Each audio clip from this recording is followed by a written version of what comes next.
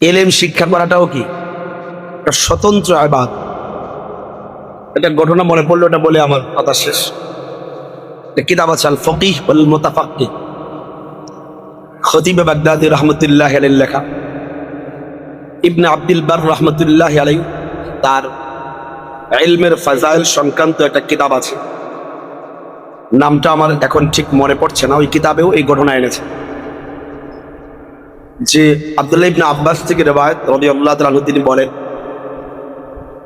যে ইবলিস শয়তান, ইবলিস শয়তানকে চেনেন আপনারা?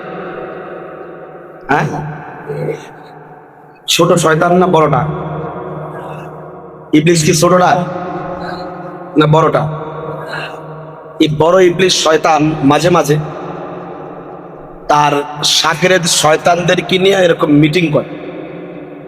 সেই মিটিংয়ে শয়তানদের সারা পৃথিবীতে কি কি শয়তানি করতো এর একটা কারগুজারি নেয়। কারগুজারি বোঝো নাকি? মানে কি কি কাজ টাজ করছে সারাদিন, এগুলোর একটা সামারি সেনে। তো একদিন ইবলিস শয়তান তার বৈঠকের মাঝে বসা, এর মাঝে একজন শয়তান হাত তুলছে। ইবলিস সাহেব, আমার একটা প্রশ্ন আছে। তো ইবলিস বলল, বলো তোমার কি প্রশ্ন? শয়তান বলল যে আমার প্রশ্ন হলো, আমরা আপনি ইবলিসের শয়তানির দায়িত্ব পাইয়া মানুষকে গোমরা করার জন্যে সারা পৃথিবী ঘুরি, মানুষকে নামাজ থেকে, রোজা থেকে, হজ থেকে ইত্যাদি থেকে বিরত রাখি, খারাপ কাজ করাই। তো ঘুরতে গিয়ে আমরা নানা দৃশ্য দেখি, নানা বিষয় দেখি, আইসা আপনাকে এগুলো শোনাই।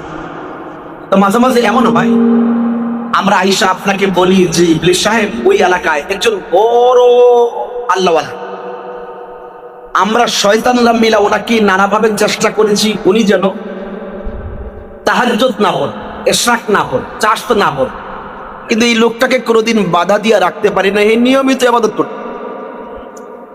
এত বড় একজন আল্লাহর ওলি, উনি মারা গেছে। তো আল্লাহর ওলি মারা যাওয়ার কোনো সংবাদ যখন আমি আপনাকে দেই, আপনি ইবলিস হাবলেস ইন থাকেন, মানে খুশিও না বেজারও না, চুপচাপ। কিন্তু আপনি ইবলিসের কাছে যখনই আমরা ঈশা সংবাদ দেই যে ইবলিস সাহেব ওই এলাকায় একজন আমলওয়ালা আলেম, কি ওয়ালা আলেম, মজার কথা বলি, হাদিসের মাঝে যত জায়গায় আলেমের ফজিলত আসছে, ফজিলত কোনটা দ্বারাই আমলহীন আলেমের কোন ফজিলত আসে। মান করা আল কোরআন ওয়া আমিলা বিমা ফি, যে কোরআন পড়ে এবং এর উপরে আমল করে। এরপরে বলছেন যে তার মা বাবার ক্ষেত্রে হাসরের ময়দানে উলবিসা ইয়াউমাল কিয়ামা, উলবিসা ওয়ালিদাহু ইয়াউমাল কিয়ামাতি তাজান, বা উলবিসা তাজান ইয়াউমাল কিয়ামাত, উলবিসা ওয়ালিদাহু তাজান ইয়াউমাল কিয়াম, যে তার মা বাবার মাথায় যে পাগড়ি পরানো হবে, এটা কোন আলেম যে শুধু কোরআন মুখস্থ করবে, শুধু তার সাথে সাথে কি বলছে, ও আমিলা বিমা ফি, কোরআন মুখস্থের পরে যে আমল করে, কোরআন মুখস্থ করে সারাদিন ফটকামি করে, এর জন্য কোনো ফজিলত কোথাও। ফাদলুল আলিমি বলেছে, আলাল আবিদি কাফাদুলি আলা আদনাকুম, ফাদলুল আলিম, আলিফ লাম মারিফা, নির্ধারিত আলেম, সব আলেম। আলেম মানে আবেদের উপরে শ্রেষ্ঠ জীবন। আলেম মানে বা আমল আলেম, আমল ওয়ালা আলেমের ফজিলত আছে। তো বলতেছিলাম ইবলিসের কথা খুব সংক্ষেপে বলতেছি। এখন ইবলিসের কাছে শয়তান বলতেছে যে ইবলিস সাহেব, বড় বুজুর্গ আমলওয়ালা ব্যক্তি মারা গেলে আপনাকে সংবাদ দিলে আপনি খুশিও না বেজারও না, কিন্তু যখনই বলি ওই এলাকার একজন আমলওয়ালা বড় আলেম মারা গেছে, এই খবর আপনি শোনার সাথে সাথে খুশি হয়ে যান, লাফাইতে থাকেন, নাচতে থাকেন। কারণ কি, আলেম ওলামা সাধারণত তাহাজ্জুদ একটু কম পড়ে। বুজুর্গ তাহাজ্জুদ 8 রাকাত পড়লে আলেম মাত্র 2 রাকাত পড়ে। আলেম ওলামা ইশরাক, চাষ, আওয়াবিন কম করে, সকালবেলা বসে যায় কোরআন শরীফ পড়াই, হাদিস পড়াইতে বসে যায়। আমল, ইশরাক, চাষ এগুলো খুব কম করে।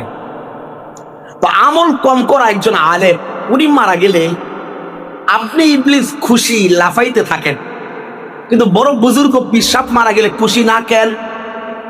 এবার ইবলিস বলে, দেখ এই প্রশ্নের উত্তর যদি আমি তোকে মুখে মুখে বলি তো এই উত্তরটা তোর বুঝে আসবে না, এই জন্য এই উত্তর বোঝার জন্য আমার সাথে একটু বাহিরে গাছতে বের হতে হবে। গাছতে বের হওয়া বুঝলি, একটু বাহিরে একটু ঘুরতে হবে, চল। তো ইবলিস তার ওই শাগরেদকে নিয়ে বাহিরে বের হয়েছে মানুষের সুরত। তো মানুষের সুরতে এক আল্লাহওয়ালা বুজুর্গের কাছে গিয়ে দাঁড়াইছে। ওই আল্লাহওয়ালা নামাজ পড়তেছিল, নফল নামাজ। নফল নামাজ শেষ করে যখন সালাম ফিরেছে, ইবলিস কাছে গিয়ে সালাম টালাম দিয়া বলল যে, আল্লাহর ওলি, আমার একটা প্রশ্ন আছে। আল্লাহর ওলি বললেন, বলো তোমার কি প্রশ্ন? ইবলিস বলল, আমার প্রশ্ন হচ্ছে যে আল্লাহ চাইলেই এই বিশাল পৃথিবীটাকে একটা এমন ছোট ডিমের মধ্যে ঢুকাইতে পারবেন? ইবলিসের প্রশ্নটা কি বুঝছো? যে অত বড় দুনিয়া আল্লাহ চাইলে কি এমন ছোট ডিমের মধ্যে ঢুকাইতে পারবেন কিনা? প্রশ্ন শুই না, ওই আল্লাহর ওলির সিনাই তো ইলম ছিল না, উনি কতক্ষণ চুপ করে থাইকা কয় না, এটা সম্ভব না। এটা কি না? কারণ অত বড় পৃথিবী এবং ছোট ডিমে ঢুকবে কেন? সম্ভব না। ইবলিস কিছু বলে নাই, চুপচাপ ওই মজলিস থেকে বাহিরে গেল। বাহিরে গিয়া ওই যে শয়তান প্রশ্ন করছিল যে বুজুর্গ বললে খুশি না আলেম বললে খুশি হন কেন? ওই ইবলিস বলে, আহম্মক তাকায় দেখ, এত বড় আল্লাহর ওলি কিন্তু সিনায় কোরআন হাদিসের ইলম না থাকার কারণে একটা ছোট্ট পুফুরি কথা বইলা পুরা জিন্দেগির আমল ধ্বংস করে দিয়েছে।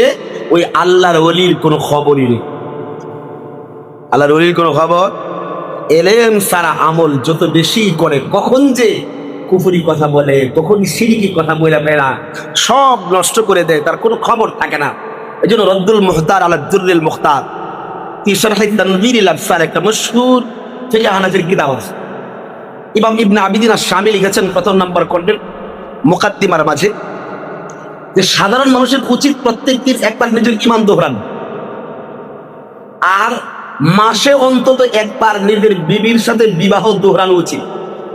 উনি বললেন কারণ কি? সাধারণ মানুষ প্রচুর মাঝে মাঝে তার কথায় কুফরি কথা বল, শিরকি কথা বল, তার ঈমান সালাব হয়ে যায়, ঈমান চলে যায়, তোর বউ তালাক হয়ে খবর নেই। এই জন্য এটা বড় ডেঞ্জারাস জিনিস। ইলম না থাকার অবস্থায় যত বড় বুজুর্গ হোক, যে কোনো সময় গোমরা হয়ে যেত, যে কোনো সময় পথ নষ্ট হয়ে যেতে পারে। এবার ইবলিস বলল, দেখ আমি বুজুর্গ বললে খুশি হই না, আলেম বললে খুশি কেন হই? তো হাঁটতে হাঁটতে এক মাদ্রাসায় গেছে, গিয়ে দেখে ওই এক মাদ্রাসার শিক্ষক পড়াশোনা শেষ ছাত্রদের সাথে গল্প করতেন। ইবলিস মানুষের সুরতে গিয়ে ওই আলেমকে বলল, হুজুর আমার একটা ছোট্ট প্রশ্ন আছে। ওই আলেম বললেন, বলো তোমার কি প্রশ্ন? ইবলিস বলল, আমার প্রশ্ন হচ্ছে আল্লাহ চাইলে কি বিশাল পৃথিবীকে একটা ছোট্ট ডিমের মধ্যে ঢুকাইতে পারবেন?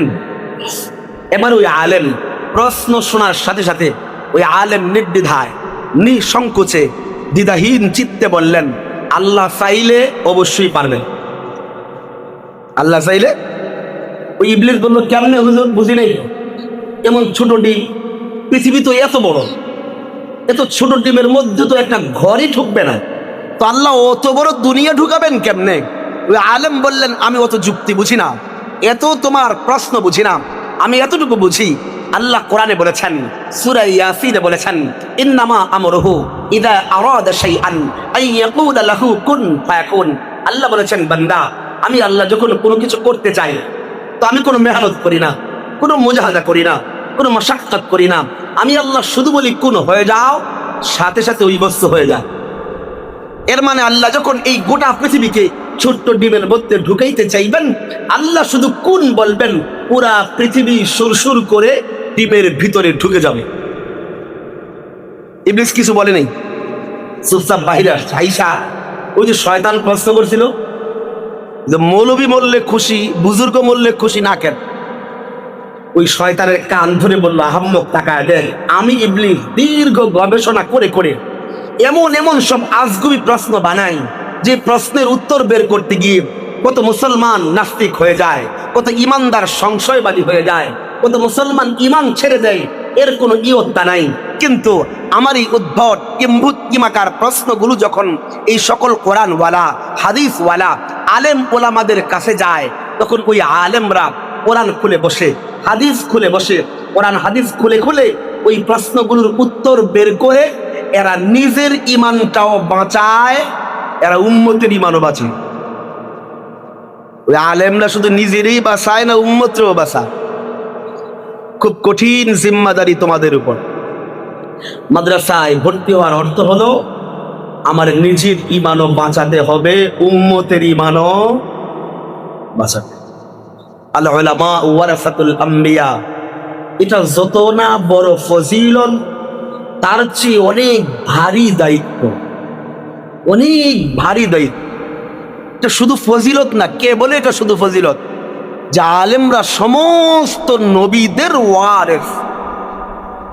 এটা ফজিলত না, অনেক বড় জিম্মাদারি। আপনি শুধু আমাদের নবীর না, নূহ আলাইহিস সালামের ওয়ারিস। যে নূহ আলাইহিস সালাম 950 বছর উম্মতের দুয়ারে দুয়ারে দাওয়াত দিয়েছেন। উনি বলতেন, রব্বি রব্বি আন্নী দাউতু কওমি লাইলান ওয়া নাহারা। আল্লাহ, আমি আমার উম্মতকে সকালেও দাওয়াত দিছি, দুপুরেও দিছি, সন্ধ্যাও দিয়েছি, আল্লাহ রাতেও দাওয়াত দিছি। আমি যখন সমস্ত নবীর ওয়ারিস হয়ে গেলেন আপনি, এর মানে আপনি কি নূহ আলাইহিস সালামের ওয়ারিস না? আপনি তো দাউদ আলাইহিস সালামের ওয়ারিস। এই জন্য অনেক বড় জিম্মাদারির দায়িত্ব নিয়ে মাদ্রাসায় আল্লাহ আমাদেরকে তালেব বানিয়েছেন। মুফতি শফি রহমতুল্লাহ আলাইহি বলতেন যে এই জমানার তালিবুল ইলমদের মাঝে মাদ্দায়ে ইশতিকাক নাই। মানে তো তালেব আসছে তো তলব থেকে না, মাদ্দা কি তলব না? তলব থাকতে হবে, কি থাকতে হবে? আল্লাহ যেন আমাদেরকে সত্যিকার আহলে ইলম বানান, আহলে দিল বানান, আল্লাহর প্রিয় ভাজন বানান, আল্লাহর মাহবুব বানান। সেই তৌফিক আল্লাহ তাআলা আমাদেরকে দান করে। আমিন। ওয়া আখিরু দাওয়ানা আলহামদুলিল্লাহ।